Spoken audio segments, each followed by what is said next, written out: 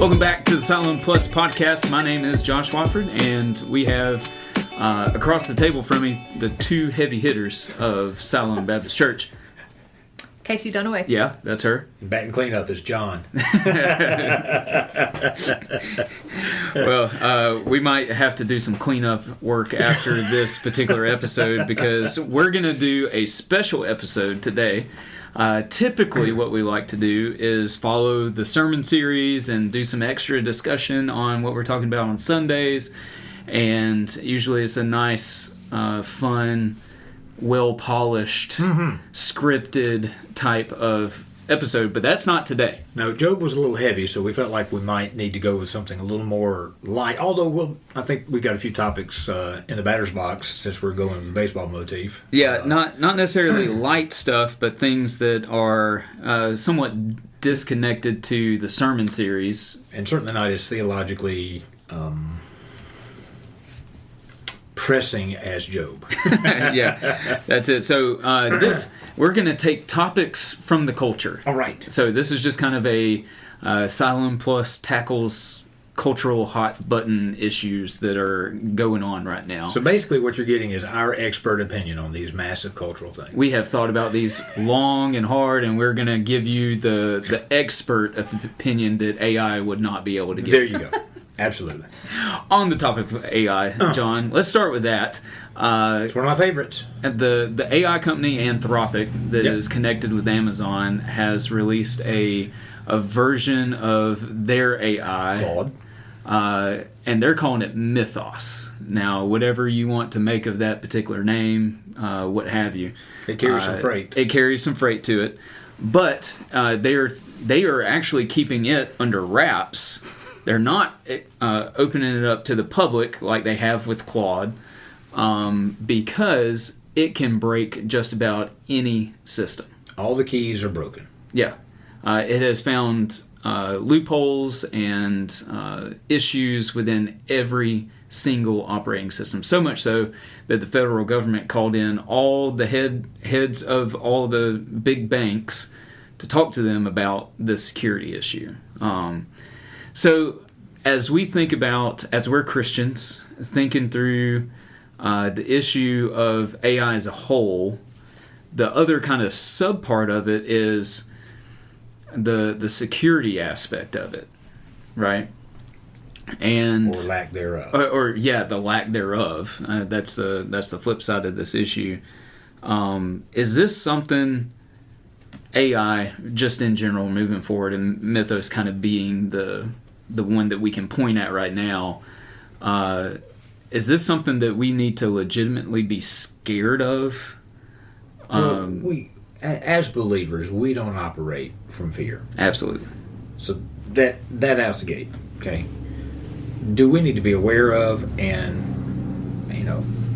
situationally aware? Sure, absolutely, I think we do. And I think with this particular iteration of the AI evolution, what's at stake here is it has immense power for good. There's no doubt about that. But on balance, on the other side of it, it has an equally immense power for bad, for ill. Yeah. And that's why Anthropic put this basically in a cage, is how they've described it, and only distributed it to a select few companies that they knew that they could trust with the safeguards that are there to keep it in a cage, basically, because you don't want it out in the wild with anybody that may have some bad intention, or maybe just some adolescent intention. They're just going to go do something stupid, but something stupid like this could really be a game changer. I mean, it's the kind of stuff that they could shut down water systems or electrical grids, or it is apocalyptic to think about. One of the terms that I've heard, and I've tried to begin to embrace it in my own life, is apocalyptimist. I have to stop a second because it does have the potential for apocalypse, but the equal potential is incredible optimism. But the power is there are no safeguards, there are no safety rails with it right now. And that is one of the chief concerns, not only with Claude Mythos, although that has garnered a lot of the attention right now, but the entire AI race, because everybody's racing to this end, and just throwing any safety out the window. Yep. And that's frightening. That's the frightening part of it. To Anthropic's credit, I don't know if I'm not aware of any other model that's been made that they haven't tried to roll out as quickly as possible. So for me, that's one. If I want to look at any optimistic point of view on this, that would be that. But it's also really scary that this now exists. Yes. Right. And so, Casey, have you ever had your identity stolen? Not that I know of. In any way? Lala did, though. Lala did? Mm-hmm. How did Lala have her identity? She has a credit card? No. Start her young. Children's had a breach, and they stole her social security number. Wow. And we had to freeze hers. Yeah. Well, and with this, it sounds like, from what I've read, this Mythos AI that they've created can do that in the blink of an eye. Sure. And just about anybody who has that tool would be able to do it. Right. It's just like a kid with a key. A kid with the right key can open any. They may not understand how the lock works. They may not even understand what's behind the door. Or the dangers on the other side. Or the dangers that it represents. But if you or I, who have never hacked anything in our life, or I haven't, I don't know if you have. Yeah. Y'all know my technological capabilities. Yeah. I mean, I've never hacked anything in my life, but if I had that, I could hack the best bank security out there. Right. Simply because it has the power, that powerful of a tool. So, yeah, that's something that's been in the news that, and we talk a lot about AI around here behind closed doors just because that's, kind of where we live and what we see coming down the pipeline. But wanted to give you the opportunity to say... And how do we respond to that? I mean, yeah. And I think, two sides of that. One is we do need to be pushing back in every way that we can, simply because, as I've shared with y'all, there are about 5 or 6, maybe 8 individuals who are really deciding the fate of humanity right now. Yeah. That is deeply concerning, given what I know of the ethics and character of several of those individuals. Sam Altman, Elon Musk, Mark Zuckerberg, just for a few that are well known. Dario Amodei is another. They do not hold a biblical framework for the world that I understand, as far as I understand from their lives. Yet they're creating these agents. I don't know what these entities. I don't know what to call this. Yeah. Whatever AI is, however you define that have immense power, and they are always talking about alignment, but alignment with what? And if they don't get that right to start with, and it turns, there are really, really high concerns with that.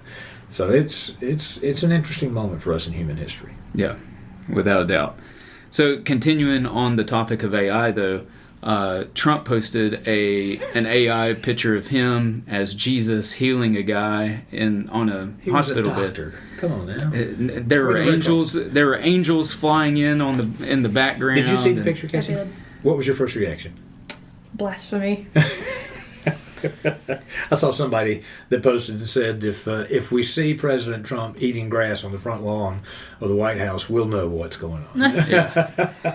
Yeah. So as Christians, I just when someone is depicting themselves in this way, whether or not he is in his own mind saying, okay, I'm being Jesus in this particular picture and that's why I'm posting this, whether or not that was his intention or not, he saw himself as some sort of healer, right? And again, whether or not it was Jesus or not, that's even in of itself, that's concerning to me. Yep. And I think we as Christians, I think it was obviously supposed to be Jesus.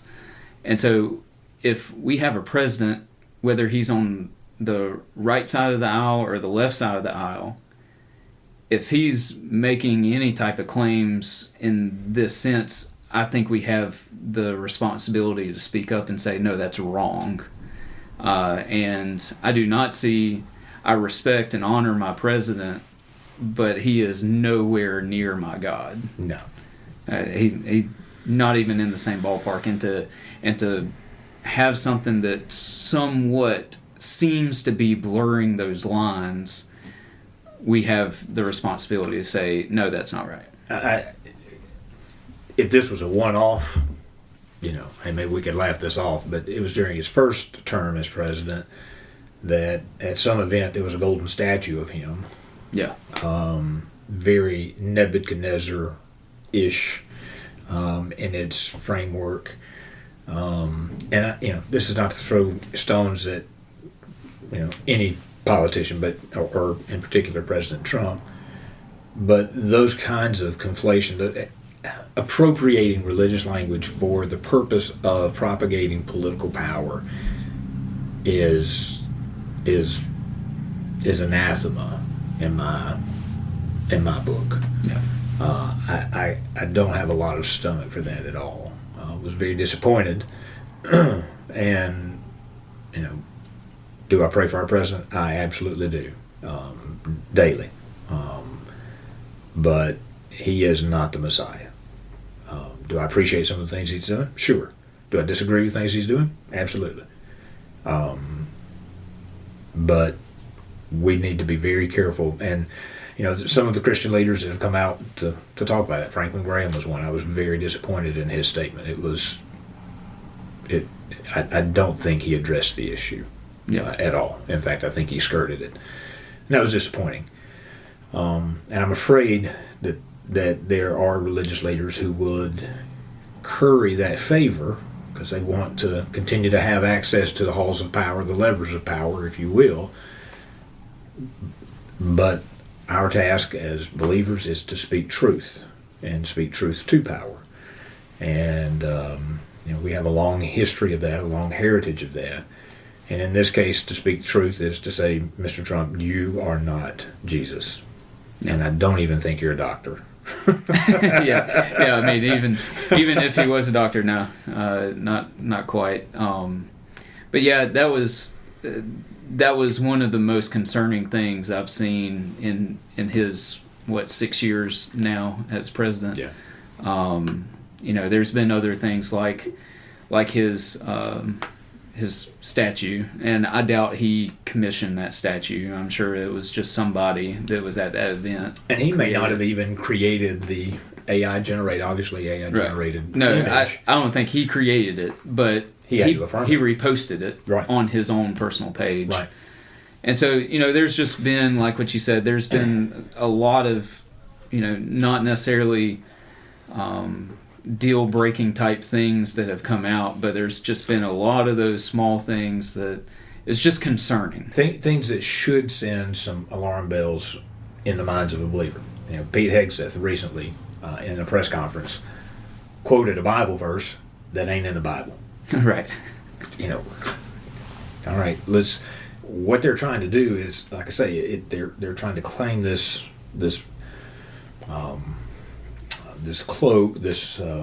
trying to clothe everything that they're doing in a framework that we are of this faith. Yeah.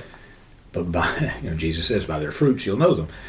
And if I'm going to stand here in the pulpit and quote a Bible verse that ain't in the Bible, or for current events, to make up biblical characters that are not in the Bible. Hey, we're not talking about, that's not on my list of issues to talk about. We'll talk about that another time. We got to get this Topaz thing straightened out. But if you were here Sunday, you'll appreciate that. But we should, just like that, we've held you accountable to that. Right. In a loving, joking way, and we'll probably continue to. They reduced my salary. That's right. We're only paying him 2 pennies this week. But anyway, those kinds of things should cause us, I believe, as Christians, to say, "Wait a minute, what are you doing? Is this from a genuine place of heart and conviction, or is this just stagecraft?" So much of it looks like stagecraft. Yeah. And if that's the case, what are you trying? What's the show you're trying to give me here? Yeah. Well, those were pretty heavy topics, a little bit. Let's move a little bit closer, unless Casey has anything else to say. Y'all covered it well. On that particular topic. But let's move a little bit closer to home. Here's a hot button topic here in Marion, Alabama in 2026. The Judson campus has just sold to Callan JMB. I always get those initials wrong. However, that it's been received in different ways. And so as the pastor of Siloam Baptist Church and as the chairperson of Marion Academy, wanted to get your takes on this. Do we believe this is going to be a net positive or a net negative for our town, or is it a little more complicated than just talking about it in those terms? I think there's a lot of waiting to see. I mean, as far as positives, yes. I think overall it will be a positive for our community because it's going to bring in jobs and bring in different opportunities to reach out to different cultures that we're not typically affiliated with. But I do think there are going to be some implications that we may not see right now that won't necessarily affect us in a positive manner. They will be having their own daycare on site for those that are coming in from abroad. And those children will kind of be secluded in a sense because they won't be speaking English, so they'll be by themselves in this facility. So as far as like my perspective from Marion Academy side, I'm a little skeptical. Overall, the positives for the community and the different job aspects, I think it could be great. Knowing that less than 20% of generic drugs and different pharmaceuticals are even created domestically is concerning, and this will help to bridge that a good bit.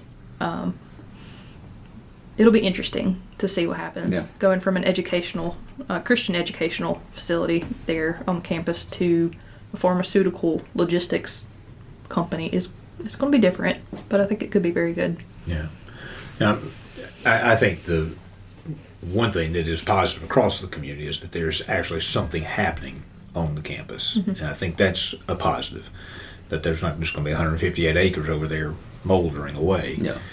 So that's good. There's the wait and see. What does this mean? What's actually going to come? And we'll continue to get additional information, additional clarity. I know they were over there working today. So that's positive. There are a lot of unanswered questions, but with that are those opportunities that are going to come along. Yeah. I know they're already partnered with some pharmaceutical company out of India, and apparently they'll have a rotation where their workers come here for a couple of years. And so, once again, Marion, this small space, nice. Time to go get the kids. But this small little town has a really unique national and international reach, and so there is a missional opportunity baked into this for us as a church. I think we have to be prepared.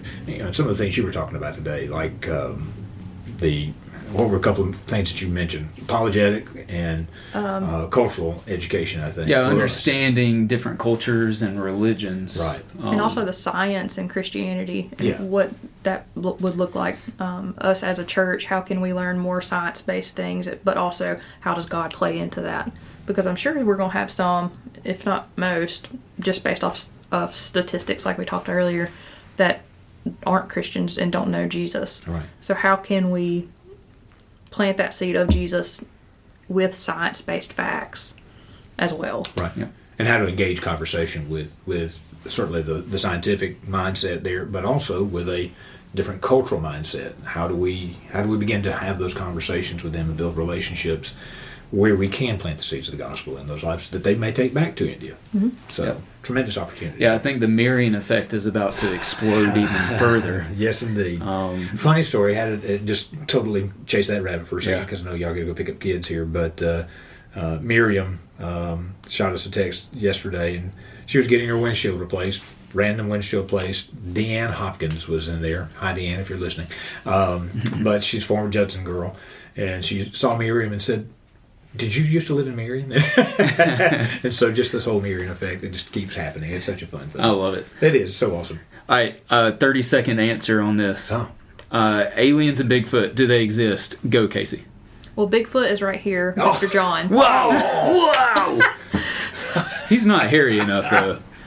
This is the whole haircut thing again. Well, we're basing it off of the footprint that's left in the ground. Yeah, okay. Proof. I do have Bigfoot on my water bottle. I would say aliens do not exist. Area 51 says otherwise with J-Rod, but it is what it is. You don't believe in aliens? No. Fascinating. What about you, Pastor? I don't know. That's the cop-out. It is the cop-out answer. I want there to be Bigfoot just because, it's just such a... And I will say, Vanessa and I did go to the Bigfoot Museum in Blue Ridge, Georgia. I highly recommend it. It will make you much more, there are a lot of sightings that are credible.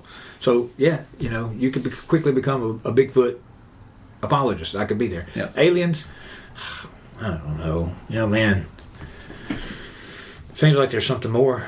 But one of my favorite songs from, gosh, it's so long ago, Larry Norman in the 1970s came out with, it's a song called Unidentified Flying Object, and there's a line in it, and it says, if there's life on other planets, I'm sure he's already been there to save their souls. I butchered it, but that's basically the idea of it. So maybe there is other life out there. I don't know. Yeah, maybe so. We'll find out soon, though. There's more to this world than we... Because going back to Trump, he is unclassifying a lot of the documents. Yeah, and there have been enough folks in the government that have pointed toward that there's... Marco Rubio is on record saying he has seen aliens. Yeah. So what do you think? You got our take. I don't know if Bigfoot or UFOs or aliens are what we think they are, but they're not nothing. There you go. I like that. I can live there. There's something. There's something. And I just don't know what it is. I lean towards aliens being demons. Yeah. And that's another podcast for another day because we got to go pick up our kids. So. That was a nice dodge there. It's good to be back on the podcast. We'll see you again soon. Yeah, if y'all listen to this podcast and want to hear more stuff like this, let us know. If you want us to double click on something and have a whole podcast dedicated to Bigfoot and aliens, I will do it. Do not challenge me. Case for Bigfoot. I like it. I don't know about that, but it will be something like that. All right, but until next time, we'll see you then. Later.